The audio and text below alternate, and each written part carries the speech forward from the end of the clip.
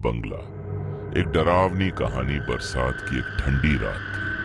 गांव भैरवपुर के बाहर एक पुराना और वीरान मकान खड़ा था, जिसे लोग भूत बंगला कहते थे।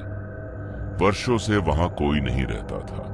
कहते हैं कि जो भी उस बंगले में रात बिताने गया वह कभी वापस नहीं आया, या फिर वापस आया भी तो पागल हो चुका था। गांव के लोग शाम ढलते ही उस रास्ते से गुजरना बंद कर देते थे। लेकिन एक दिन शहर से 3 दोस्त, अमित, रोहन और विक्की, गांव घूमने आए। उन्हें भूत प्रेत की कहानियां सुनना बहुत मजेदार लगता था।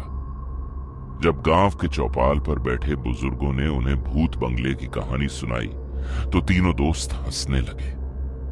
अरे, यह सब अंधविश्वास है, अमित बोला।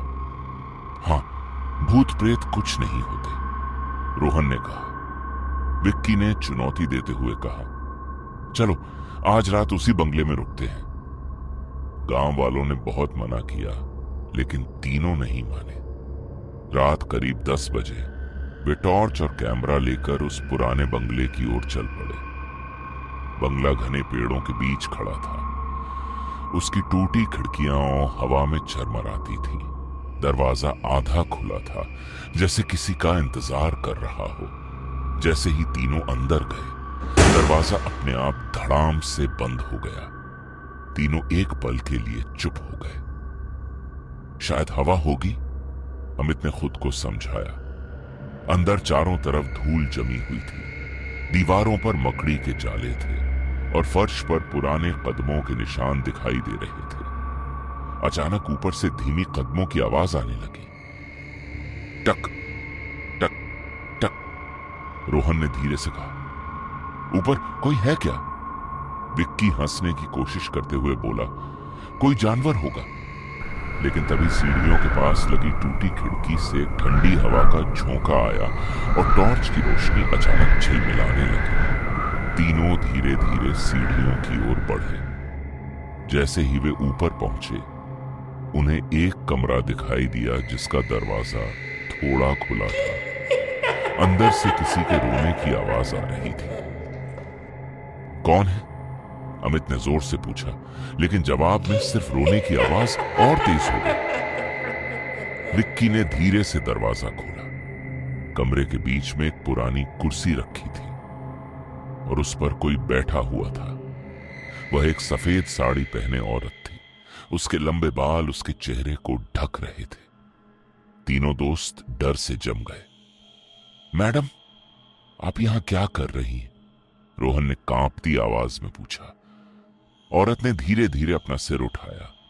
उसका चेहरा बिल्कुल सफेद और बिना आंखों का था। तीनों के शरीर में जैसे बिजली दौड़ गई। अचानक वह औरत कुर्सी से उठी और एक भयानक आवाज में बोली, तुम यहाँ क्यों आए हो?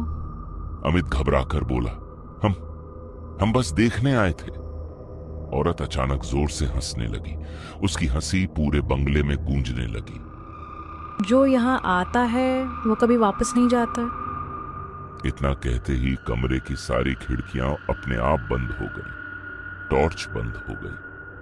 कमरा पूरी तरह अंधेरे में डूब गया। फिर अचानक अंधेरे में कई लाल आंखें चमकने लगी। रोहन चीख पड़ा। तीनों भागते हुए सीढ़ियों की ओर दौड़े, लेकिन जैसे ही वे नीचे पहुंचे, उन्हें एहसास हुआ कि सीढ़ियां खत्म ही नहीं हो रही थी। वे भागते रहे, पर नीचे पहुंच ही नहीं पा रहे थे। अचानक पीछे से वही औरत की आवाज आई, भागकर कहां जाओगे? तीनों ने पीछे मुड़कर देखा। वह औरत अब सीढ़ियों के ऊपर नहीं थी। वह उनके ठीक पीछे खड़ी थी। उसका चेहरा अब और भी डरावना हो चुका था। उसकी आंखों की जगह 2 काले गड्ढे थे, जिनसे काला धुआं निकल रहा था। विक्की डर के मारे बेहोश हो गया। अमित और रोहन ने उसे उठाया और पूरी ताकत से दरवाजे की ओर दौड़े। अचानक मुख्य दरवाजा खुद ही खुल गया। तीनों किसी तरह बाहर भागे और बिना पीछे देखे गांव की ओर दौड़ पड़े। जब वे गांव पहुंचे तो सुबह होने लगी थी। गांव वालों ने उन्हें देखकर पूछा, क्या हुआ? अमित और रोहन कुछ नहीं बोले, बस कांपते हुए बोले, वो बंगला सच में भूतिया है। उस दिन के बाद से तीनों दोस्तों ने कभी उस बंगले की तरफ देखने की हिम्मत नहीं की। लेकिन कहानी यहीं खत्म नहीं होती। कुछ दिनों बाद गांव के एक आदमी ने बताया कि उसने रात को उस बंगले की खिड़की में 3 परछाइयां देखी थी, एक औरत की और उसके पीछे 3 लड़कों की।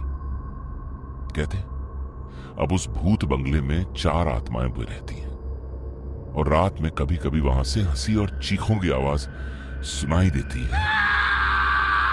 अगर आप कभी भैरवपुर जाए तो याद रखना, सूरज ढलने के बाद उस बंगले के पास मत जाना, क्योंकि शायद कोई खिड़की से आपको देख रहा होगा। अगर आपको ये कहानियां पसंद आईं तो इस चैनल को सब्सक्राइब करना न भूलें और साथ ही लाइक और कमेंट भी करें, ताकि हम आपके लिए ऐसी ही कहानियां लाते रहें।